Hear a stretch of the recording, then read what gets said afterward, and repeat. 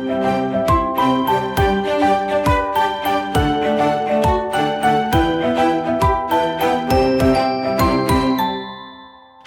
and welcome to the Road to Genome podcast, which has now gone national, with this episode being brought to you jointly by the Genomic Medicine Service in both the North Eastern Yorkshire and the South East. I'm your host, Helen Bethel, Genetic Counsellor and Workforce Development and Education Lead. Today we're recording inside the Busy Guys Hospital, which sits in the heart of London. I'm delighted to be joined by Adam Clatworthy in the first of a two-part interview, who is here to tell us about his personal journey of discovering an ultra-rare genetic condition in two of his three children. So, hi, Adam. Hi, morning. Hi. Good to see you. Yeah, you too.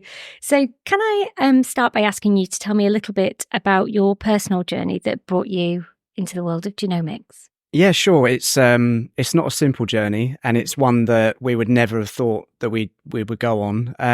But essentially, genomics never really came into our lives until we were having our second child. So me and my wife Jess, we'd had a little girl, Daisy, who was perfectly healthy. She was 4 years old. When, like many other families do, they decide to have another sibling for their child to play with and grow up with, and really we always saw ourselves as that family of four, like many do. We had a little girl called Lola. She was born at home, so we had an interesting experience of it was planned, but it was going to be a water birth in the kitchen, so I spent 4 hours filling up this giant pool in the kitchen only for my wife to actually give birth in the lounge. So it was that was fun, but no complications at all with pregnancy. There are a couple of alarm bells when Lola was first born. So she had positional talipes, which is where the feet are sort of slightly pointing inwards, very quiet. And within the first sort of 24 hours, she was struggling to go to the toilet that first time. So we went to see the GP just to kind of, and with the health visitor, just checking her out. She did finally go to the toilet fine, but she had to have a suppository. So that was that was raising a few alarm bells for us at first. And then it was her first checkup really with the health visitor, where they do like the 8-week check, where they noticed that her head control wasn't great. She was really struggling to fix and follow. My wife Jess is a nurse, and she a pediatric nurse. So she was already kind of clocking on to certain things that just didn't feel right compared to when Daisy was born. So, and it was only really at about, obviously she didn't pass the 10-week checkup. They just had concerns with her head control, her neck strength, just kind of her general tone. She was still struggling to go to the toilet. Feeding was a real challenge as well. She wasn't really putting on her birth weight. But it was only really at 3 months where the big alarm bells were ringing, was when she had her first like proper seizure, or as we recognized it. So she was doing very weird like blinking episodes. She was like trying to breathe in, and it just didn't feel right. But they were very brief, that we couldn't capture them on camera. We flagged it with our pediatrician, but they were like, well, until we see one, it's really hard for us to know if it's a proper seizure. So but she was doing these kind of weird brief blinking episodes. We went to have her checked with a consultant. We actually went privately just to get a second opinion. And she did a checkup, and they thought it was silent reflux at first, but she didn't really flag any concerns or anything. And at the time we were planning like our first like holiday in Spain, and she said, look, I don't see any concerns with you going. We've got this appointment for when you come back regardless. Everything was fine. We were actually out in Spain, and she started doing it again. And this time she was like, looked like she was holding her breath. So her lips would go blue. She would briefly stop breathing, and then suddenly she would kind of start again. So we spent 2 days in hospital in Spain, and again, they were flagging like the concerns with head control. And so we came back to the UK, and what happened was the seizures started to get more frequent. She then had her first like tonic-clonic seizure, where she was showing some rhythmic jerking. It lasted about 10 to 15 minutes. This was going on over a period of months. I think her first sort of 9 months of her life, we were just in and out of hospital. Because they didn't believe us that she was having seizures, they They put her on a medication for silent reflux, but that wasn't doing anything. It was only when she had her first kind of tonic-clonic that they said, we do think it's a seizure, we think it's epilepsy. And then we started the whole kind of journey of anti-epilepsy medications without knowing exactly which one to try. Yeah.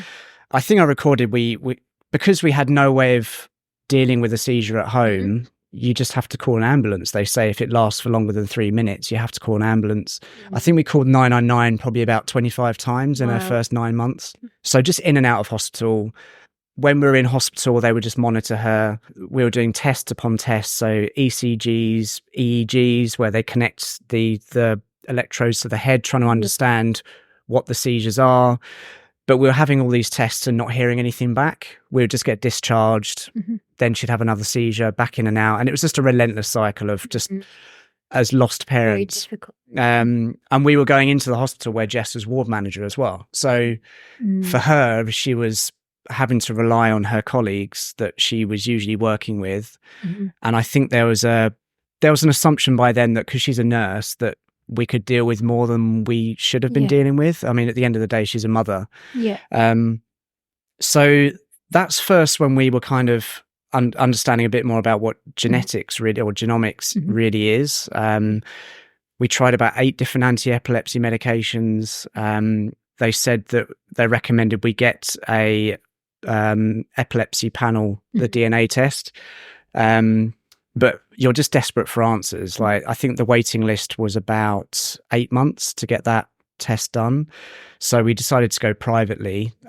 They did the DNA panel test, epilepsy panel, didn't come back with anything, which is a simple blood test. And they said, what we'll do is we'll revisit it every 12 months and see if anything new that's been recognised over the past year comes up. So in that interim, you're kind of like, okay, well, we've done the DNA test, nothing's come back. We've got no diagnosis. We've got no idea what it is.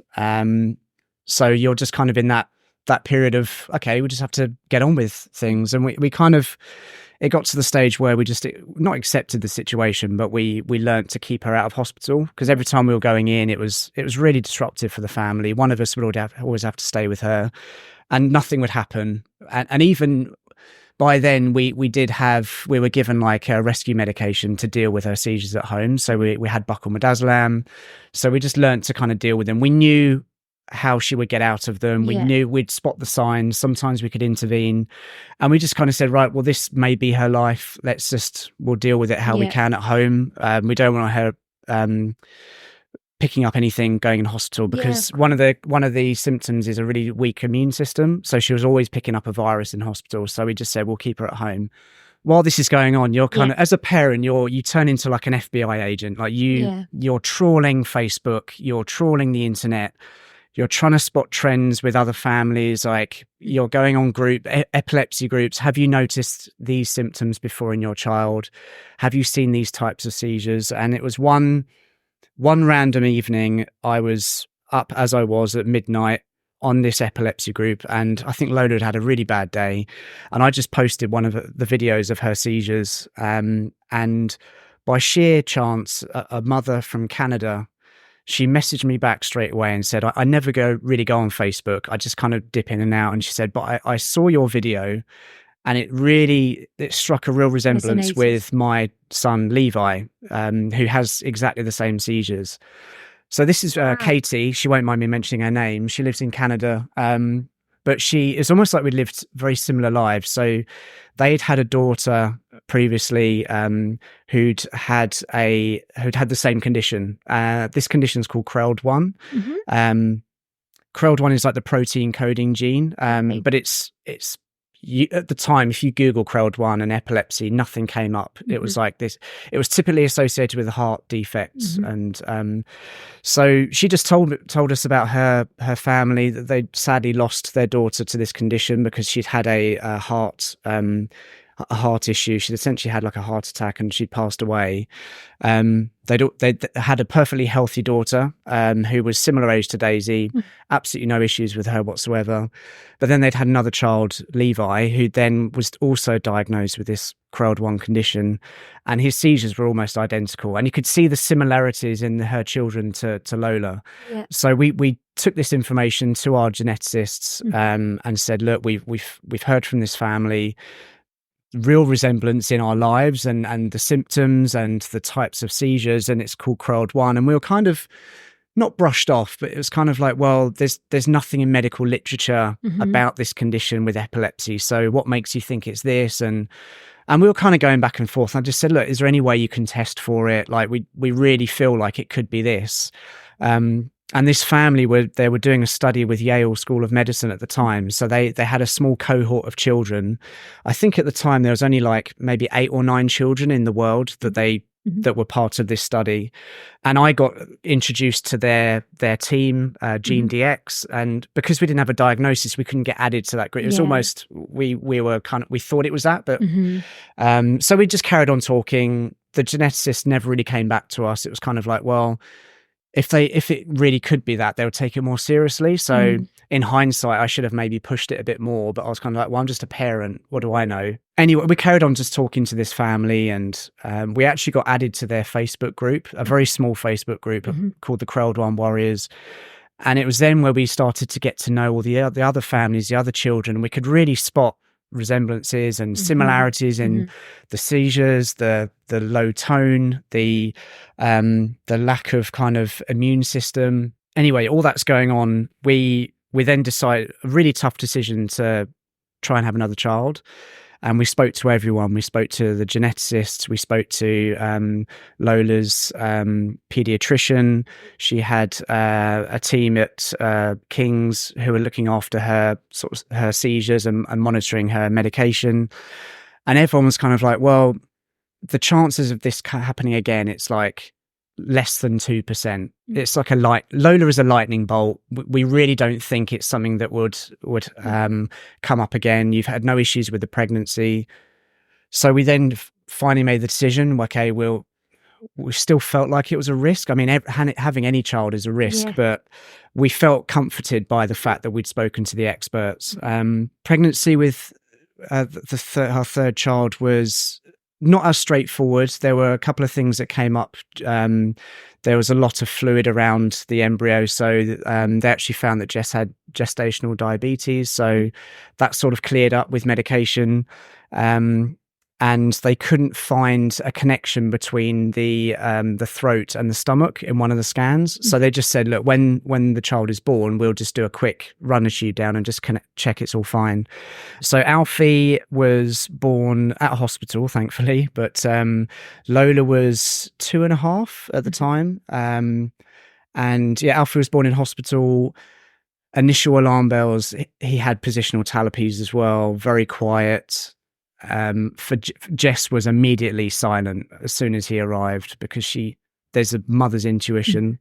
But they did the check to check there was a connection with the throat. That was all fine. And within 24 hours, he was screaming, he was crying, he went to the toilet fine. So we kind of felt like, okay, it was a bit of a scare, but we really feel like he's going to be okay. So we went home, and Alfie was only 4 days old. So we were kind of in the whirlwind of excitement at that point. We felt like he seemed different to Lola, but it was just a normal day. I've got a video of the day before. I was feeding Lola her porridge in the garden, and she was absolutely fine. There were many times when we were worried about how we'd find her in her bed in the morning, because sometimes she'd have a seizure in the night, and we had cameras and everything, but you never really know. But it was the following morning, I went into her room, and she'd gone to sleep in the night and she'd not woken up. So as you can imagine, it was it completely destroyed us, just losing a child losing any child regardless, but then when we've just had a newborn 4 days old. And it was after that period where Alfie started to show signs of similarities in terms of low tone. His head control wasn't where it should be. It was slightly better, but his fixing and following wasn't great. He wasn't really making eye contact, but he was really happy. Everything else apart from that seemed fine. But again, 3 months almost to the day, he had his first seizure, and it's only by pure chance that I was alone with him at the time, and he had his first seizure, and I had to use rescue medication. And it's kind of like, here we go again. I mean, we were rushed into hospital. They thought it was a febrile seizure because he had a really high temperature, but we knew that it was the same. So then I was straight back to the geneticist and said, look, we really feel like this is the same condition. You have to look into it. I was just desperate. And again, they came back and said, what makes you think it's this CRELD1? And I remember the email I wrote. I just wrote every exchange I'd had with the families, all the examples of the symptoms, videos, and I sent it to the geneticist. And she came back and said, okay, well, we'll look into it. We'll do a test for it. And I remember within 24 hours, they called us up and said, we've gone back into her, Lola's DNA sample. We have found irregularities with CRELD1.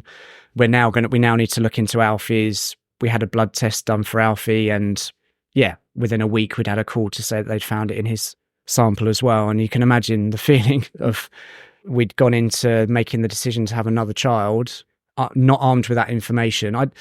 It's a hard one. Do you second guess everything? Would we have decided not to have another child knowing that they would have this condition, but at the same time, we've got Alfie in our lives now. We can't imagine not ever having him in our lives, and he brings us so much joy. But it's like, it's the constant day-to-day feeling of guilt that we brought him into the world knowing that he suffers daily. But there was a lot of frustration there that we just weren't listened to as parents. And they kind of apologized and said, look, and she almost said, like, we've never had a situation where a parent has so closely identified a new diagnosis or a new condition.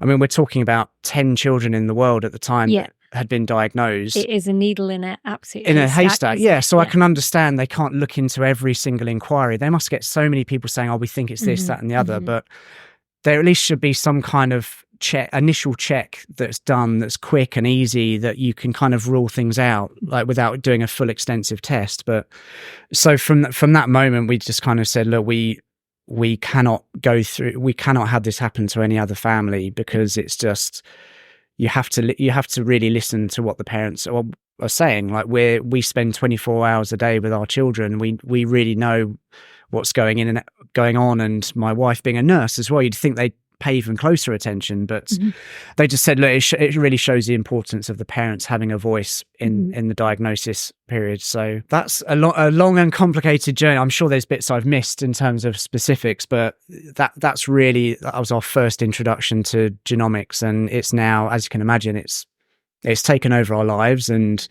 our purpose is really helping to raise awareness for it, and giving other parents the confidence to not feeling like you have to fight. It feels like a battle sometimes to get your voice heard, and any way we can help other families find their voice a little bit is really what we aim to do. So, and so thank you for sharing with us such a personal journey and experience. And my heart goes out to you with what you've been through, Adam. So it's incredible that you can share that with us through the podcast.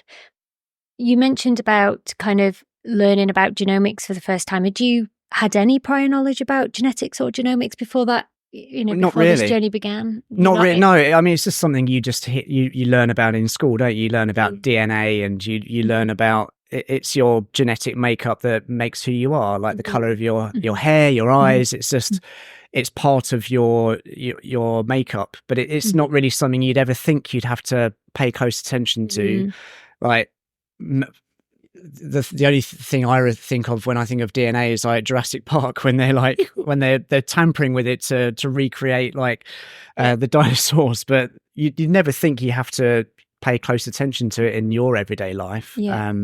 So I didn't know anything about it, to be honest. Like, when I never really pictured my life having any kind of medical or scientific interest until I met my wife Jess, being a nurse. Obviously I had certain exposure to what she did in her everyday job, but even that's like, it's more kind of caring for children that are treatable.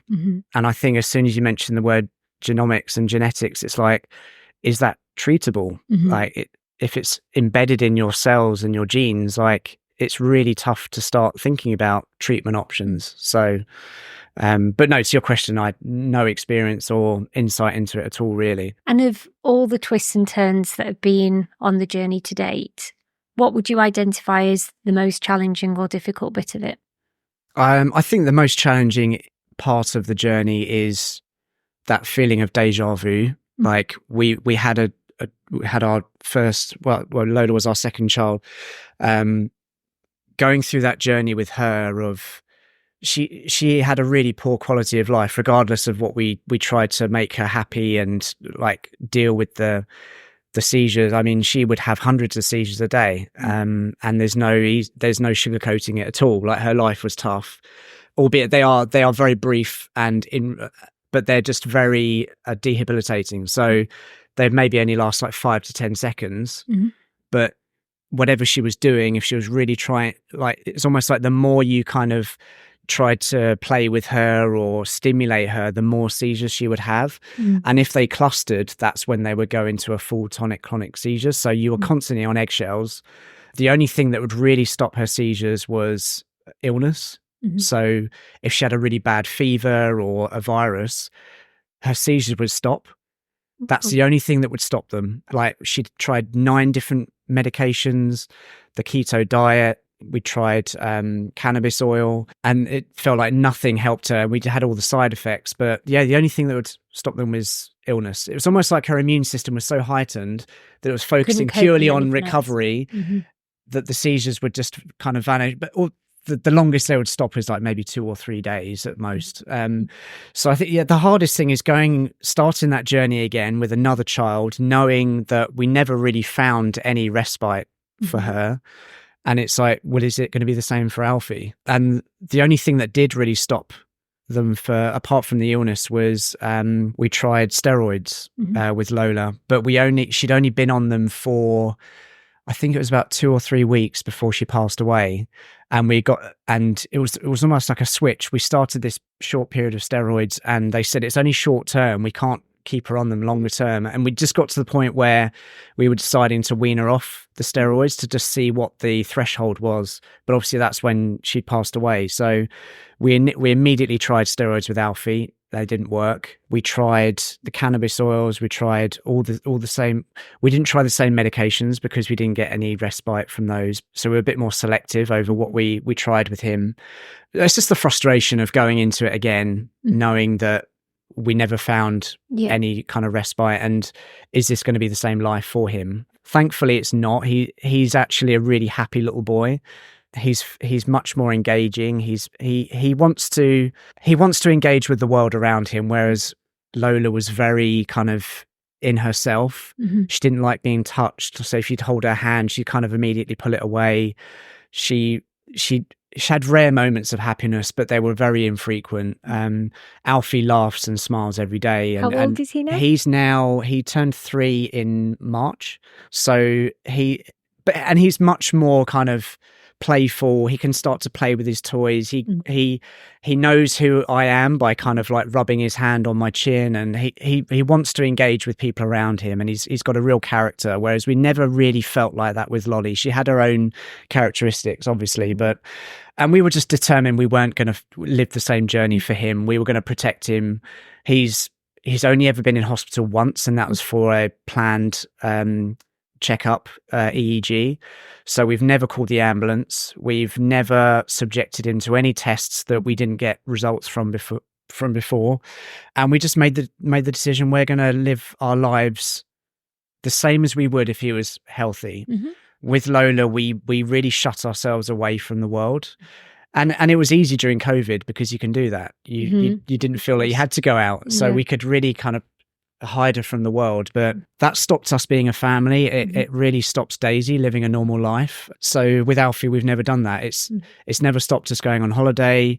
Like if he's having a bad day, we know how to deal with it. Touch wood. We've never had any situations where we feel out of control.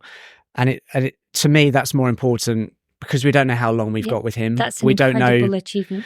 So we want to give him the experiences that we don't feel that we could have given Lola because we just weren't prepared for it. How has Daisy coped with all this? How old is Daisy now? So Daisy is 8. She'll be 9 in a couple of weeks. How has she coped? She has saved mine and my wife's lives. And I get emotional with that because she's just a rock. The way she's had to deal with a lot of trauma in her life, like losing a little sister at her age, and the way she dealt with that was unbelievable, really. And the way she is with Alfie is like, it's just inspiring. Like I remember with Lola, every time we called an ambulance, she would be there holding her hand, like stroking her hair and telling the paramedics what to do. Wow. Like at like 4 or 5 years old, which is just like, we always said that we weren't gonna. It's weird, isn't it? Like you try and protect your children from certain things, but at the same time, we've always been very open with Daisy on Lola and Alfie and like the condition and the fact that we've been given them for a reason and we're here to protect them. And obviously, it's taken her a while to really understand like their lives, but she's just an amazing big sister. She, like the way she is with Alfie, like the way she talks to him, she's very, because she follows us. Like we're very kind of, we talk to him right to his face, so that because his eye control's not great. The way she plays with him, she stimulates him with his special toys and the lights and the sounds, and the way she talks to her friends about him as well is it's just inspiring. And I think it's because we've been very open with her, but she's growing up with that empathy of knowing that life is precious. And of course we have the conversations that why isn't Alfie like her other friends, younger brothers and sisters? Why isn't he able to run around like they are? And me and Jess are still constantly like, we have the trauma of like, we really are desperate to bring a child into the world that will be a normal, healthy sibling for Daisy. But the reality is the odds are really against us because of all the tests that we've been having. But she's just growing up into a very special little girl, and we have to be very careful with how she deals with that trauma. We have a counsellor that goes in to see her at school every week that she can talk to, and she has a Lola book where they paint pictures of her, and we've continued to talk about Lola every single day. In the form that she's still with us, where to spot her, like the butterflies, the foxes, and like, so we've continued to talk about her freely. And I think that's helped Daisy deal with that trauma. And like, she wants to talk about her. She wants to talk about the memories of with her. We have pictures of Lola up all over the house, but we know that she's not always going to want to talk to me and Jess about her. So it's important that she does have this bond that she has with the counsellor at school that goes in to see her, and she has those other channels to kind of get things off her chest. So we're always going to have to be really conscious of that. But other than that, she just inspires us to kind of, the way she's with Alfie is like, she wouldn't think there's anything wrong with him. And that's what we want her to feel like. Yeah. So, and I guess for her, it's her normal. It is her normal. She knows no different, and they are her siblings. So. Sadly, it is her normal. She doesn't know what it's like to have a little brother or sister that's stealing her Lego or destroying her room or things like that other children get frustrated about. But it's, we never wanted it to be her normal, but it is for her. She doesn't know any different. And I'm convinced she's going to do great things in her life because of this experience. I think only good can come from it because she's had enough bad really in her life. So obviously, you've had a very challenging journey. Is there any positives within it that you could draw on? Well, apart from having Lola and Alfie in our lives, I think the short period we had Lola with us, I mean, we still have a lot of happy memories, and we're still we will continue to make many happy memories with Alfie and Daisy. I do feel, despite all of this, we're really blessed. Like, so many other couples can't have children. We have 2 friends at the moment that are struggling with IVF.